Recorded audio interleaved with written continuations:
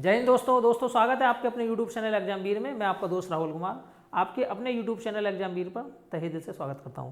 दोस्तों आज की जो क्लास रहने वाली है ज्योग्राफी की क्लास रहने वाली है। ज्योग्राफी की एक क्लास मैंने आपको प्रोवाइड करा दी है और दोस्तों ये दूसरी क्लास है। सभी साथियों से गुजारिश है जो दोस्तों चैनल पर पहली बार जुड़े हैं वो चैनल को सब्सक्राइब कर लीजिए, जिससे आपको हमारी वीडियो का नोटिफिकेशन भविष्य में मिल सके। और अगर वीडियो अच्छी लगती है तो आपको ज़रूरतमंद भाइयों में ज़रूर शेयर करना है। तो शुरू करते हैं। देखिए, अगर भारत के ज्योग्राफी की बात करूं, इंडिया ज्योग्राफी, भारत के ज्योग्राफी की बात करूं तो आप जानते हैं भारत का जो क्षेत्रफल है वो कितना 3287,263 वर्ग किलोमीटर। कितना भाई 3287,263 वर्ग किलोमीटर है, जिसमें दोस्तों हमारा कुछ भाग पाकिस्तान और चीन ने दोनों ने क्या कर रखा भाई, पाकिस्तान ने और चीन ने, देखिए पाक ने एंड चीन ने दोनों ने कब्जा कर रखा है। ठीक है, हमारा इसी में से भाग कब्जा हुआ है। 3287,263 वर्ग किलोमीटर क्षेत्रफल में से कुछ भाग हमारा दोनों देशों ने दबा रखा है। पाकिस्तान से युद्ध हुआ था तब उसने धोखे से हमारा भाग दबाया था, और जब चीन से युद्ध हुआ था दोस्तों तब उसने हमारे भाग पर कब्जा किया था। ठीक है, बाकी अगर मैं बात करता हूँ भारत में इस टाइम कितने राज्य हैं दोस्तों, 28 राज्य हैं। 28 के यहाँ भी स्टेट है और 8 के यहाँ भी 8 है यूटी, 8 के यहाँ भी दोस्तों यूटी। अगर देखिए आप जानते हैं जम्मू और कश्मीर जे.एंड.के से जब धारा 370 हटी थी, 370 जो धारा हटी थी, ठीक है, उसके बाद में इसका जो विघटन है वो दो यूटी के अंदर कर दिया गया है। एक है जम्मू कश्मीर और दूसरा लद्दाख। जम्मू कश्मीर और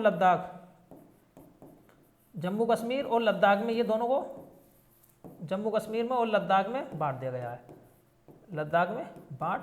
ठीक है, जम्मू कश्मीर और लद्दाख में जो जे.एंड.के जम्मू कश्मीर को धारा 370 हटाने के बाद में 2 यूटी के अंदर डिवाइड कर दिया गया। और ये जो प्रक्रिया हुई है आपकी 31 अक्टूबर 2019 को हुई है। 31 अक्टूबर 2019 को ये प्रोसेस आपकी हुई है।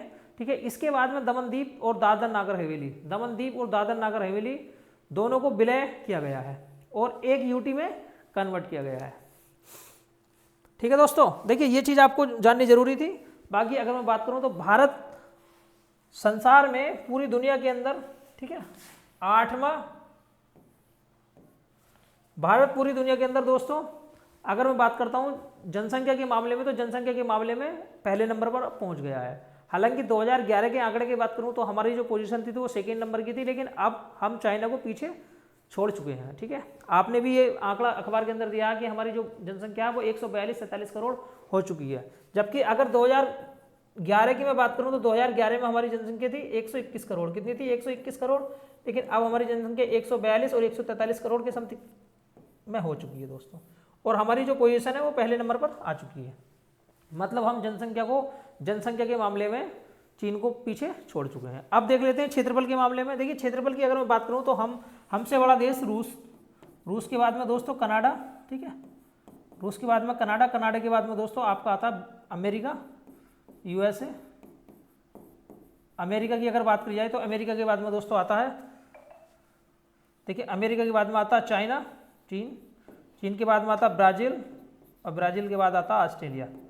ब्राज़ील के बाद कौन सा आता है भाई? ऑस्ट्रेलिया। ये देश हमसे बड़े हैं, ये देश क्या भाई हमसे बड़े हैं, और इनके बाद में अपना देश आता भारत। तो इस तरीके से अगर मैं क्षेत्रफल की बात करूं तो हमारा जो स्थान है वो 7वां है। पहला, दूसरा, तीसरा, चौथा, 5वां, छठा, 7वां। हम क्षेत्रफल के मामले में दोस्तों 7वें नंबर पर आते हैं, और जनसंख्या के मामले में अब हम चाइना को पीछे छोड़कर पहले स्थान पर आ चुके हैं। ठीक है, अब आगे बात कर लेते हैं। देखिए हमारे पास में जो कुल भूमि है पूरे विश्व की 2.4% हमारे पास में भूमि है। लेकिन अगर मैं जनसंख्या की बात करूं तो 17.5% जो जनसंख्या हमारे पास में वो 2011 के आंकड़ों के अनुसार है। 2011 के आंकड़ों के अनुसार, ठीक है, 2011 के आंकड़ों की अगर मैं बात करूं तो 17.5% जनसंख्या हमारे पास में करंट में मौजूद है। लेकिन अगर मैं 2000 अब जो जनगणना होगी दोस्तों उसमें ये आंकड़े आपको बिल्कुल हेरफेर, इनके अंदर बहुत बड़ा डिफरेंस आपको देखने के लिए मिलेगा। लेकिन 2011 के अगर आंकड़े की बात करूं तो हमारे पास में 17.5% जनसंख्या इस टाइम रहती है। लेकिन हमारे पास में जो भूमि है वो ओनली 2.4% है। कितनी है भाई? 2.4% है।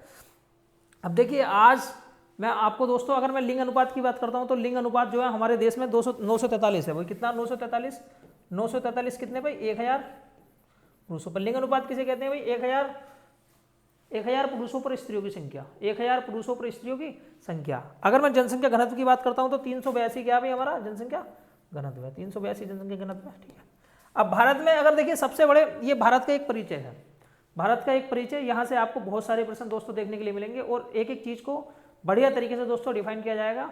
और चाहे आप किसी भी एग्जाम की तैयारी क्यों नहीं कर रहे हैं, RO, ARO, SSC GD, UP police, चाहे किसी की भी आप तैयारी क्यों नहीं कर रहे हैं, आपका जो बेस है वो यहाँ से तैयार होगा और यहाँ से आपको अनेक ऑपरेशन देखने के लिए दोस्तों मिलते हैं। अब देखिए पीपीटी की सहायता से समझते हैं। देखिए अगर मैं बात करता हूँ तो कुल मिलाकर 2011 में हमारी जनसंख्या 121 करोड़ थी। कितनी थी दोस्तों? 121 करोड़ थी। ये थी हमारे 2011 के आंकड़ों के अनुसार। लेकिन आज की जो जनसंख्या है वो 143 करोड़ के समथिंग में हो चुकी है। ठीक है, हम चाइना को पीछे छोड़ चुके हैं और पहले नंबर पर दोस्तों आ चुके हैं। अब 2021 के अनुसार 136.3 करोड़, 2036 में 152.2 करोड़ हो सकती है। ठीक है, इतनी जनसंख्या हमारे देश की बढ़ रही है। अगर मैं बात करूं दोस्तों तो ऑस्ट्रेलिया महाद्वीप में जितने लोग रहते हैं उतने हम हर साल पैदा करते हैं। देखिए विश्व की कुल जनसंख्या का 17.5 करोड़, 17.5 करोड़ विश्व की कुल जनसंख्या का 17.5, विश्व की कुल जनसंख्या 17.5% है ये। ठीक है, और पुरुष जनसंख्या की अगर मैं बात करूं तो यहाँ पर 62.3% पुरुष रहते हैं। आप परसेंटेज में देखिए 62.3% हमारे पास में क्या रहते हैं भाई? पुरुष हैं।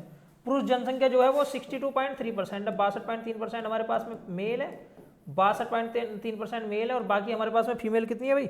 फीमेल है दोस्तों हमारे पास में 58.7%, 58.7% हमारे पास में फीमेल है। ठीक है, मेल है 62.3%, फीमेल है 58.7%।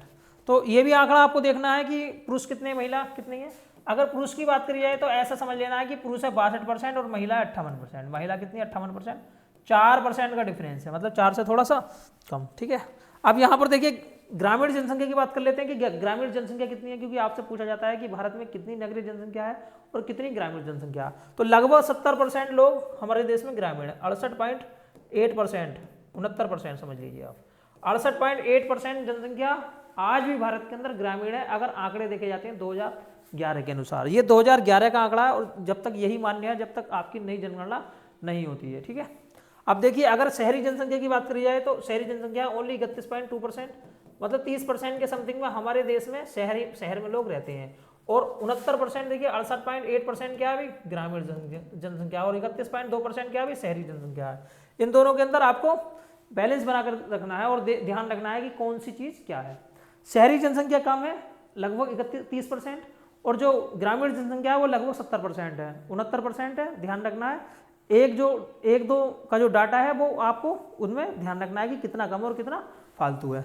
अगर मैं बात करता हूं देखिए जनसंख्या की वृद्धि दर, देखिए जनसंख्या 10 की वृद्धि दर, 10 की वृद्धि दर का मतलब होता है जैसे 2011, देखिए 2011 से अगर मैं बात करूं तो 2001 होगा दोस्तों, 2001 होगा। ठीक है, तो 10 की जो वृद्धि दर 10 साल में जो जनसंख्या बढ़ी है वो कितनी बढ़ी है? 10 साल में जो जनसंख्या बढ़ी है वो 17.7%। 2001 से 2011 तक वार्षिक की अगर मैं बात करूं तो वार्षिक बढ़ी है 5.77%, 5.77%। लेकिन 10 की वृद्धि की बात करूं तो 17.7%, 17.7% जनसंख्या 10 की वृद्धि दर है। कितनी हुई? 10 की वृद्धि दर है हमारी 17.7%। अब लिंग अनुपात की बात करी जाती है तो लिंग अनुपात है 943। लिंग अनुपात क्या होता है? लिंग अनुपात 1000 है। लिंग अनुपात होता है 1000 पुरुषों पर स्त्रियों की संख्या लिंग अनुपात कहलाती है। जनसंख्या घनत्व कितना हमारा? देखिए जनसंख्या घनत्व का मतलब होता है 1 किलोमीटर क्षेत्रफल में रहने वाले लोगों की संख्या, 1 किलोमीटर क्षेत्रफल में पाए जाने वाले लोगों की संख्या वो है 382। कितनी है भाई? 382 व्यक्ति हमारे अगर एवरेज की बात करूं तो 1 किलोमीटर में मिल जाते हैं। ठीक है, अगर मैं साक्षरता की बात करूं तो 74.04%। देखिए 74.04% क्या है हमारे देश में कुल साक्षरता है। कितनी है भाई? 74.04% कुल मिलाकर साक्षरता है भारत की। 74.4% कुल साक्षरता है भारत की, जिसमें अगर मैं बात करूं पुरुष साक्षरता की तो ये 82.14%। देखिए 82.14% है पुरुष साक्षरता, 82.14% है पुरुष साक्षरता। वहीं महिला साक्षरता की बात कर लेते हैं। देखिए 82% पुरुष हमारे देश के अंदर साक्षर है। महिला की बात करें तो 65.46, 65.46, 65.4 65.4%। देखिए अगर मैं पुरुष साक्षरता की बात करूं तो 82% हमारे देश में पुरुष हैं, और महिला साक्षरता की बात करूं तो 65% जो है हमारे देश में महिला साक्षर है। देख सकते हैं आप। ठीक है, 65.46% महिला हैं, पुरुष हैं 82.14% हमारे देश में साक्षर पाए जाते हैं। बाकी दोस्तों देख लेते हैं। देखिए सर्वाधिक क्षेत्रफल वाले राज्य, सबसे अधिक क्षेत्रफल वाले राज्य की मैं बात करूं तो भारत में मैं आपको बता चुका हूं कि 28 राज्य हैं और 8 यूटी हैं, जिसमें सबसे अधिक क्षेत्रफल वाले जो राज्य हैं वो आपसे पूछे जाते हैं देखिए घुमा फिरा के जो प्रश्नों का लेवल है वो किस तरीके से होता है, यूपीएससी या फिर कोई भी स्टेट एग्जाम किस तरीके से करता है। तो पहले नंबर वाला नहीं देगा, दूसरे नंबर वाला नहीं देगा, बाद वाले उठा के देगा, जिससे आपने पहले और दूसरे वाले पर फोकस किया होगा और आप तीसरे और चौथे नंबर और पांचवें नंबर वाले को छोड़ देते हैं। वही दोस्तों गलती आप नहीं करनी है, आपको एक बार देख लेनी है सारी की सारी चीज़ें। देखिए अगर मैं सबसे बड़ी बात करूँ तो यहाँ राजस्थान, देखिए राजस्थान बहुत बड़ा है, ठीक है। दूसरे नंबर पे एमपी आता है, दूसरे नंबर पे कौन सा आता है दोस्तों, एमपी आता है। तीसरे नंबर पे एमएच महाराष्ट्र आता है, ठीक है। और चौथे नंबर पर आता है यूपी। चौथे नंबर पे क्या आता है दोस्तों, यूपी है, चौथे नंबर पे यूपी आता है। तो यहाँ सबसे अधिक क्षेत्रफल वाले जो राज्य हैं वो राजस्थान, मध्य प्रदेश, महाराष्ट्र, राजस्थान, मध्य प्रदेश, महाराष्ट्र और उसके बाद में आता है दोस्तों यूपी। अब न्यूनतम क्षेत्रफल वाले राज्य गोवा आता है, सिक्किम आता है, त्रिपुरा आता है। देखिए गोवा का नाम आपने सुना होगा, ठीक है, महाराष्ट्र के बिल्कुल नज़दीक में गोवा। उसके बाद में सिक्किम आता है, देखिए ये वाला जो हिस्सा होता है सिक्किम का होता है, ये वाला हिस्सा, ठीक है। सिक्किम और त्रिपुरा, देखिए जब इधर हम चलते हैं सेवन सिस्टर में चलते हैं तो दोस्तों ये आपको त्रिपुरा इधर देखने के लिए मिलता है, ठीक है। तो त्रिपुरा भी आता है एक। तो ये जो है ना गोवा, सिक्किम, त्रिपुरा, गोवा, सिक्किम, त्रिपुरा, गोवा सबसे छोटा है, उसके बाद में सिक्किम, उसके बाद में त्रिपुरा। ये राज्य न्यूनतम क्षेत्रफल वाले राज्य हैं, ठीक है। अब यहाँ बात कर लेते हैं जनसंख्या की। देखिए सबसे अधिक जनसंख्या की बात करूँ तो सबसे अधिक जनसंख्या आप दोस्तों जानते हैं कि यूपी के अंदर सर्वाधिक जनसंख्या है। देखिए यूपी के अंदर क्या है, सर्वाधिक जनसंख्या दोस्तों रहती है, यूपी के अंदर सर्वाधिक जनसंख्या रहती है, देख सकते हैं आप। दूसरे नंबर पर महाराष्ट्र, मुंबई, ठीक है। तीसरे नंबर पर बिहार, बिहार देखिए बहुत ज़्यादा पिछड़ा है और गरीबी में ज़्यादा जनसंख्या रहती है, ठीक है। दूसरे नंबर पे क्या है दोस्तों, महाराष्ट्र और तीसरे नंबर पे बिहार। पहले नंबर पे यूपी के अंदर सर्वाधिक जनसंख्या, उसके बाद में महाराष्ट्र और तीसरे नंबर पे दोस्तों बिहार। ये आप ध्यान रख सकते हैं कि इनकी जो जनसंख्या है सर्वाधिक है। अब यहाँ मैं न्यूनतम जनसंख्या की बात करूँ तो न्यूनतम जनसंख्या में आपका सिक्किम आता है। देखिए सिक्किम की जो जनसंख्या है वो न्यूनतम है, इसके बाद मिजोरम आता है, इसके बाद अरुणाचल प्रदेश आता है। देखिए ये पूरब में है सारे के सारे। देखिए सिक्किम अलग है थोड़ा सा, बाकी मिजोरम और अरुणाचल प्रदेश, एपी, इनकी जनसंख्या क्या है, न्यूनतम जनसंख्या है इनकी, क्या दोस्तों, न्यूनतम जनसंख्या है। अब आगे चलते हैं। देखिए सर्वाधिक 10 के वृद्धि वाले राज्य है। देखिए सर्वाधिक 10 के वृद्धि वाले राज्य ऐसे राज्य जिनमें 10 साल के अंदर सबसे ज्यादा वृद्धि हुई है, वो है मेघालय। देखिए मेघालय में सर्वाधिक वृद्धि हुई है, मेघालय पूर्वी राज्य है हमारा, ठीक है। सर्वाधिक 10 के वृद्धि वाले जो राज्य हैं वो मेघालय है। मेघालय पूर्वी राज्य है, 27.95% इसमें वृद्धि हुई है। उसके बाद में अरुणाचल प्रदेश है, 26.03% इसमें वृद्धि हुई है। इसके बाद में बिहार है, 25.24% इसमें वृद्धि हुई है। देखिए 2 पूरब के राज्य हैं और एक है बिहार, हमारा मध्य भारत का राज्य है।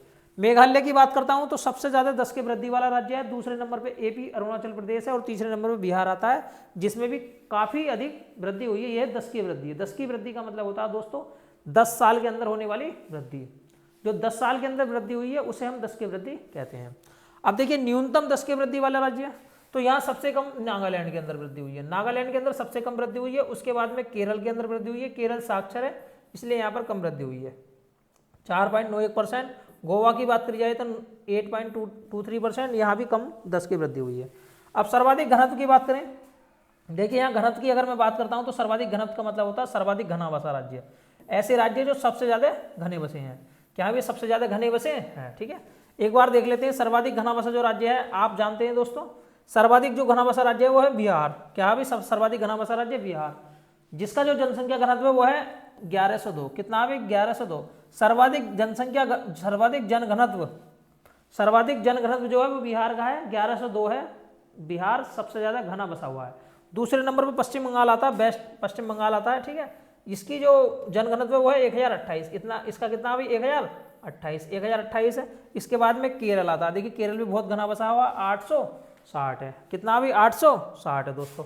अब मैं न्यूनतम जनघनत्व की बात कर लेता हूं कि न्यूनतम जनघनत्व कितना है। देखिए अगर मैं न्यूनतम जनघनत्व की बात करता हूं तो एपी, अरुणाचल प्रदेश बहुत सीधा बसा हुआ है।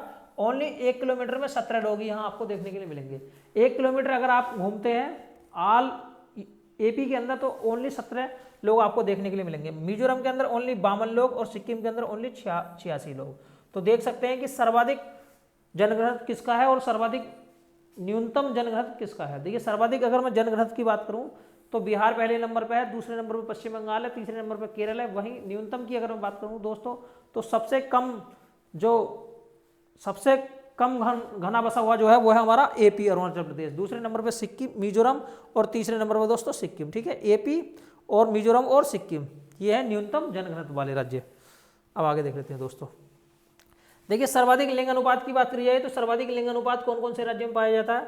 आप जानते हैं पूरे भारत का जो लिंग अनुपात है वो है 943/1000। 943/1000, 1000 लोगों पर 943 महिलाएं हैं, मतलब हर इंसान की शादी नहीं हो पाएगी। ठीक है, इसलिए सरकारें, चाहे स्टेट सरकार हो, केंद्र सरकार हो, वो लिंग अनुपात को बढ़ावा देने के लिए अनेक कार्य कर रही है। ठीक है, देखिए अगर मैं सबसे ज़्यादा लिंग अनुपात की बात करूं तो केरल के अंदर 1084 महिलाएं हैं 1000 पुरुषों पर, यहाँ महिलाओं की संख्या ज़्यादा है। वहीं TN तमिलनाडु की बात करूं तो 996 है। वहीं आंध्र प्रदेश की बात करूं तो 993 है।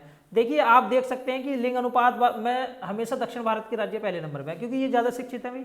शिक्षित लोगों को ही पता होता है कि लिंग अनुपात जो बढ़ेगा, अगर आप साक्षर लोगों को कर देंगे तो आपकी जो प्रॉब्लम है, किसी भी देश की जो प्रॉब्लम है, वो आधी प्रॉब्लम अपने आप ही खत्म हो जाती है जहाँ ज़्यादा साक्षरता पाई जाती है। ठीक है, अगर देखिए निरक्षर लोगों की बात करूँ तो निरक्षर लोग हर चीज़ में फिसड्डी होते हैं, वो पिछड़े हुए होते हैं, लेकिन साक्षर जो लोग हैं वो हर चीज़ के अंदर क्या होते हैं दोस्तों, आगे होते हैं। आप देख सकते हैं एग्जाम्पल। वहीं अगर मैं हरियाणा की बात करूँ, देखिए हरियाणा थोड़ी शर्म की बात है, हरियाणा के अंदर दोस्तों सबसे ज़्यादा खेल एथलेटिक्स में लोग होते हैं, लेकिन उसका जो लिंग अनुपात है वो सबसे कम है। हरियाणा का ओनली 879 है, 879 है। सिक्किम की बात करूँ 890 है। वहीं पंजाब की बात करूँ 895 है। और देखिए हरियाणा पंजाब बिल्कुल धोरे हैं, दोनों भाई भाई के रूप में काम करते हैं और दोनों का जो लिंग अनुपात है वो भी कम है। हरियाणा का 879, 879, पंजाब का 895। ठीक है, वहीं सिक्किम की बात करी जाए तो 890। अब साक्षरता की बात कर लेता हूं कि सर्वाधिक साक्षरता किन राज्यों में है। देखिए साक्षरता की अगर मैं बात करता हूं तो आप जानते हैं दोस्तों सर्वाधिक जो साक्षरता है वो केरल के अंदर है। भाई केरल के अंदर लगभग 95% लोग साक्षर हैं। केरल के अंदर कितने लोग साक्षर हैं भाई? 95% लोग केरल के अंदर दोस्तों साक्षर हैं। देखिए केरल की बात करता हूं तो 94% साक्षर हैं। वहीं मिजोरम की बात करता हूं तो 91.3% साक्षर हैं। वहीं गोवा की बात करता हूं तो 88.7% लोग साक्षर हैं। पहले नंबर पर केरल आता है जिसमें सर्वाधिक लोग साक्षर हैं। दूसरे नंबर पर मिजोरम आता है दोस्तों, मिजोरम देख सकते हैं आप, मिजोरम दूसरे नंबर पर और तीसरे नंबर पर गोवा है। ठीक है, अब देखिए न्यूनतम साक्षरता की मैं बात करूं तो सबसे कम जो पढ़ा लिखा है वो है बिहार, 61.8%। AP अरुणाचल प्रदेश आता है 65.4%। राजस्थान आता है 66.1%। राजस्थान आता है 66.1%। देखिए यहाँ पर ना कभी कभी पहले स्थान वाले को छोड़ देता है, दूसरे स्थान वाले को छोड़ देता है, उसके बाद में तीसरे चौथे पांचवें को उठा लेता है। तो आपको ना कम से कम 5 पोजीशन तक ये चीज़ ध्यान रखनी है। पहले नंबर पर आता है बिहार, दूसरे पर आता है AP और तीसरे नंबर पर आता है दोस्तों राजस्थान। अब आगे चलते हैं भाई, देखिए सर्वाधिक महिला साक्षरता की बात कर लेते हैं कि सर्वाधिक महिला साक्षरता कौन कौन से राज्य में। देखिए अगर मैं केरल की बात करूं तो केरल में 92.1% महिला साक्षरता है। वहीं मिजोरम की बात करूं तो मिजोरम में 89.3% साक्षरता। वहीं गोवा की बात करूं तो गोवा में 84.7% महिला साक्षर हैं। देखिए इनकी पोजीशन सर्वाधिक साक्षर में और इन्हीं की पोजीशन महिला साक्षरता में भी सर्वाधिक है, क्योंकि दोस्तों जहाँ ज़्यादा लोग पढ़े लिखे होंगे वो अपनी महिलाओं को भी ज़्यादा से ज़्यादा पढ़ाने की कोशिश करते हैं, क्योंकि वो साक्षर है, वो जानते हैं कि अगर समाज की उन्नति करनी है, समाज की वृद्धि करनी है तो महिला का उसमें सबसे बड़ा योगदान होता है। और अगर महिला को शिक्षित ना बनाया जाए तो हम वो रिजल्ट नहीं पा सकते जो मिलना चाहिए। वहीं अगर मैं देखिए अधिक नगरीय साक्षरता की मैं बात करता हूँ, नगरीय साक्षरता में दिल्ली, देखिए दिल्ली क्या है भाई 97.5%, चंडीगढ़ 97.3% और लक्षद्वीप 78.1%। ये है नगरीय साक्षरता, अधिक नगरीय जनसंख्या।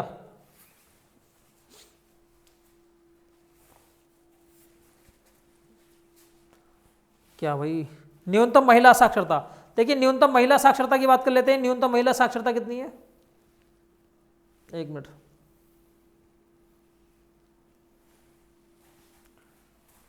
रुको भाई, देखो न्यूनतम महिला साक्षरता। अब देखिए महिला जो साक्षर है वो सबसे कम कहाँ है भाई?